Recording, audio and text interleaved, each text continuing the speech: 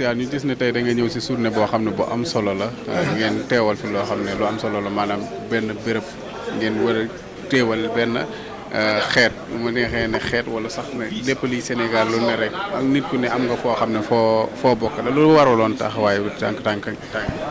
Bon, man maay Dominique Kampal, président de Poukoumel, association pour la revalorisation de la culture mankane.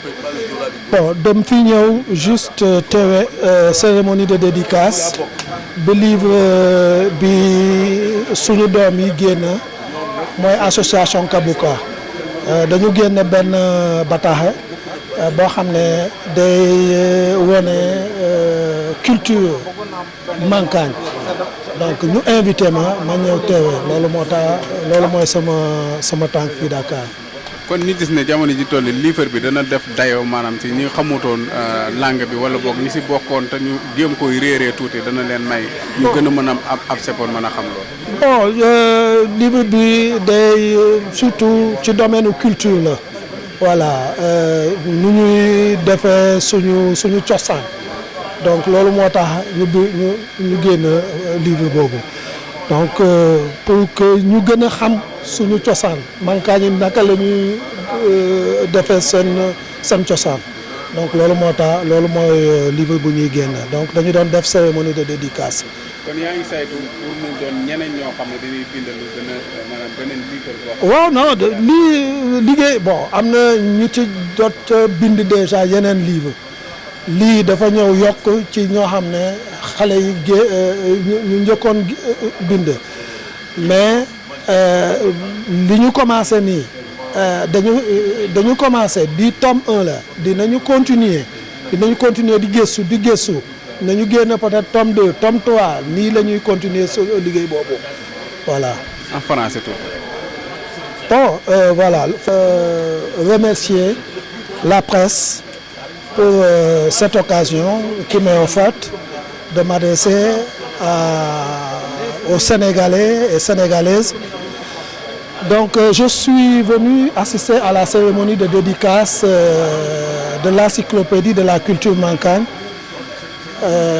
aux sources de la mankanité que vient juste de publier l'association Kabouka qui œuvre pour la vulgarisation de la culture mankane. Donc c'est pour cela que je suis là pour assister à cette cérémonie. En fait, c'est un travail qu'ils ont commencé depuis 2014, un travail qui vient accompagner, si vous voulez, le travail que l'association pour la revalorisation de la culture mankane Poukoumel avait entamé il y a près de 30 ans.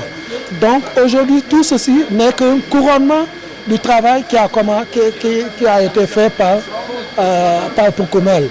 Donc, et ils ne sont qu'à leur début, parce que c'est le premier tome. D'autres tomes vont suivre. Donc, eux, ils sont obligés, aujourd'hui, ils prennent le relais pour le travail que nous avons commencé. Et on profite pour féliciter ces jeunes, les remercier, les encourager et leur demander de continuer ce travail. Ce n'est que le début. Il appartient maintenant aux intellectuels de prendre le relais pour produire un travail intellectuel, un travail scientifique. Donc on les encourage et on sera toujours à leur côté pour les accompagner. Voilà, je vous remercie. Voilà, je m'appelle Olivier Boukal, président de l'association Kabouka. D'accord, vous venez donc de publier une ouvrage sur l'encyclopédie de la culture mankane. Qu'est-ce qui motive cette œuvre? Oui, les motivations sont multiples, mais on peut les résumer quand même, parce que depuis un certain temps, on a vu avec le phénomène de la mondialisation qu'il y a beaucoup de pertes donc des pans de la culture mankane, puisque c'est d'elle qu'on parle. Il y a eu beaucoup de choses qui aujourd'hui sont en train d'être perdues. Les jeunes ne maîtrisent plus la culture et cela s'explique du fait que avec le phénomène aussi de l'urbanisation, donc il était impossible de pratiquer un certain nombre donc de pratiques culturelles en ville ou dans des grandes agglomérations régionales. Ce qui donc poussait les jeunes à ne plus connaître la culture mankane. Et donc pour nous, il était donc question donc de consigner tout ça, de recueillir, de faire des enquêtes recueillir et les transcrire dans un document pour permettre à ces jeunes-là qui n'ont pas l'occasion de voir où se pratiquent les pratiques anciennes culturelles mancagnes, de pouvoir les découvrir et permettre aussi aux chercheurs et tout autre enseignant qui aimerait et qui souhaiterait donc découvrir cette culture mancagne, de pouvoir plonger et de franchir au moins quelque chose là. Alors, en d'autres termes, c'est-à-dire, donc c'est un ensemble de pratiques culturelles, donc de votre culture que vous avez alors relaté dans l'ouvrage. Oui, l'ouvrage est un condensé de tous les pans de la culture mancagne. Nous avons essayé de revisiter en tout cas un certain nombre de thématiques essentielles de la culture mancagne, donc qui va de la naissance à la mort, en passant par des cérémonies initiatiques, l'accoutrement mancagne, les mets, les chants et danses. Donc c'est vraiment, comme son nom l'indique, une encyclopédie, un ensemble, un recueil des thématiques donc, de la culture mancagne qui est exposée dans cet ouvrage. Pourquoi aujourd'hui Oui, parce que, comme je l'ai dit en amont, il y a une perte qui est là. Vous savez, quand on est une minorité, donc c'est pas évident que vous ayez toujours l'occasion de pouvoir pratiquer exactement comme il se doit votre culture. Donc facilement, elle peut se perdre. Donc pour éviter donc, cette déperdition de l'identité culturelle mancagne, donc il va falloir l'écrire. Même si elle ne se pratique pas, mais au moins que ça reste. Aujourd'hui, vous savez, en Europe, ils ont connu le phénomène des ethnies et autres. Avec la mondialisation, aujourd'hui, tout le monde parle français, mais il y a des Gaulois, il y a aussi d'autres types d'ethnies. Mais si vous faites des recherches, vous pouvez les trouver, vous pouvez se connaître sur eux, même s'ils ne sont plus là, ils ne parlent plus cette langue. Donc c'est la même chose, nous sommes dans la même perspective. On veut recenser tous les pans de la culture mancagne, les consigner dans le papier, même si demain on venait à ne plus les pratiquer, mais quelqu'un qui souhaiterait s'intéresser à ce peuple, qu'il puisse donc les découvrir. Maintenant, comment allez-vous opérer la vulgarisation de ce document? Oui, un livre se vulgarise lui-même. Déjà, il est dans les rayons des librairies. Il est aussi, vous avez vu tout à l'heure le directeur du livre qui était là, ils ont subventionné et ils ont distribué le livre dans toutes les bibliothèques nationales. Donc cela déjà vend le livre et qui sort du cadre même du mancagne parce qu'aujourd'hui, un non-mancagne peut bien accéder à cette culture à travers cet ouvrage. Votre présentation sur le catalogue. waaw maa ngi tudd Olivier man maay président association Kabouka. D'accord, donc ngeen tuddee tey donc tuddee donc benn ouvrage de encyclopédie de la culture mancagne lan mooy li ko soxla lan mooy li waral ngeen ko jàppale. Livre bi ñu ngi koy bind parce que dañoo saytu woon li doon xew ci suñu biir culture. ñu demoon ba gis ni suñu culture dafa commencé woon réer parce que ñun minoritaire la ñun donc bu ñuy continuer ni avec le phénomène de l'urbanisation dañoo dem ba gis ni culture bi mu ngi commencé di sooxee bu baax a baax jeunes yi ñu bëri amuñu occasion découvrir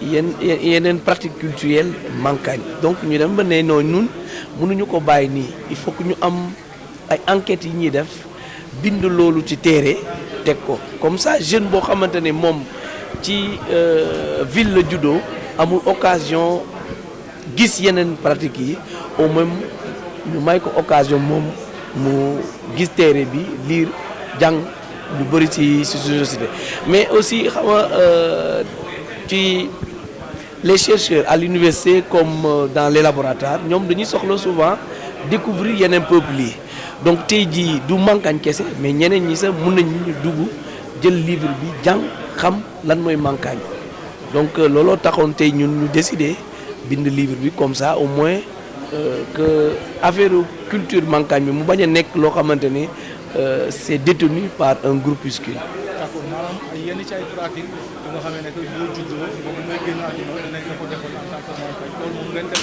oui livre bi moom ëmb na lu bëri nag parce que ñun bàyyi ñu leneen donte ça ñun on n'a pas encore fini parce que bi mooy premier tome bi tome 2 ñu ngi koy préparé mais tey jii jéem nañu daal ramasser toutes les thématiques moo tax boo xoolee livre bi sax di nga gis ni depuis naissance bi ba nit ki bi muy génn ak àdduna jéem nañu revisiter yooyu yëpp ba ci togg mankaañ yi feccu mankaañ woy yi ainsi de suite donc presque laal nañu fu nekk pour jéem a exposer culture boobu. est-ce que livre bi ñu ngi xaar mu dugg ci internet bi ndax jamono jii gis nañ ñu bëri dina amul jot wala sax dootuñu di lire ay livres. te léegi réseaux sociaux bi mooy waral est-ce que ñu ngi xaar bés nga ñëw nga dugal ko ci internet bi pour ñëpp mën koy am accès. loolu mun naa nekk parce que ñu ngi liggéey ak Harmattan ci domaine boobu pour version numérique bi mais livre bi déjà dañu xam ni moom déjà mu ngi ci rayon yi mu ngi ci bibliothèque yi yëpp parce que direction du livre.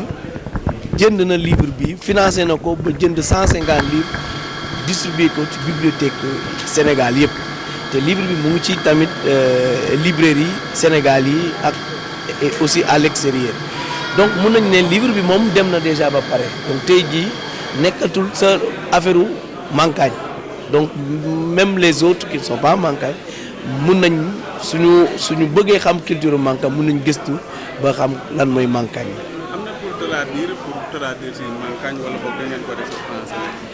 livre bi dañ ko bind en français parce que comme ni ma ko waxee woon sànq parce que yow tamit boo buggee keneen ki découvrir la mënoo bind ci sa làkk parce que sinon de yow affaire bi donc ko defee sa bopp alors que fii nii tey jii ñun le public visé ce n'est pas les mankaañ seulement donc mankaañ yi jeunes yi et ñoo xamante ne amuñu chance réellement parce que am nañ mag yoo xam ne amuñu chance génn dem Casamance pour di gis yeneen activités yi parce que xam nga en ville am nay pratiques yu bëri doo ko mun defee fii donc ce qui fait que boo fekkee fii nga juddoo am na yu bëri doo ci am chance pour nga gis ko il faut nga génn pour nga xam ko donc livre bi tey jii moom mooy may occasion yooyu pour que mankaañ yi comme ñi nekkul ay mankaañ yi mun découvrir culture mankaañ yi